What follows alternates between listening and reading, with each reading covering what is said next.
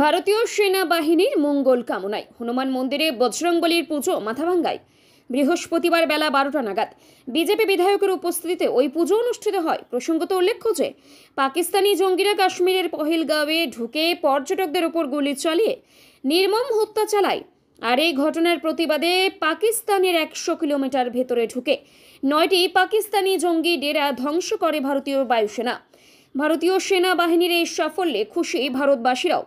ভারতীয় সেনাবাহিনীর এই সাফল্যে এদিন মাথাভাঙ্গায় হনুমান মন্দিরে বজরংবলীর পুজো উপস্থিত ছিলেন মাথাভাঙ্গার বিজেপি বিধায়ক সুশীল বর্মন, বিজেপি জেলা সহসভাপতি মনোজ ঘোষ, দিলীপ কুমার মণ্ডল, শেখর রায়, প্রকাশ দাস সহ আরো অনেকেই।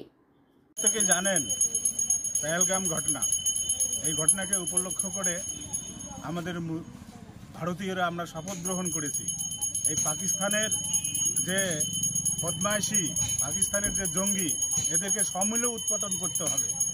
যার জন্য এই আমাদের আজকে সারা ভারতবর্ষ ব্যাপী পূজা অর্চনা চলছে। ভারতীয় সৈনিকদের যাতে মঙ্গল হয়, ভারতীয় সৈনিকরা যাতে যুদ্ধে জয়ী করতে পারে, ভারতবর্ষের মানুষের যাতে মঙ্গল হয়, ভারতবর্ষের সমস্ত 140 কোটি মানুষের যেন মঙ্গল হয়, সেই জন্য আমরা সমস্ত ভারতবর্ষের মন্দিরে মন্দিরে পূজা অর্চনা আজকে সারা ভারতবর্ষব্যাপী করছি। আর কি কোনো কর্মসূচি নাই, আমরা সমস্ত মন্দিরে মন্দিরেই যাচ্ছি পূজা অর্চনা করার জন্য।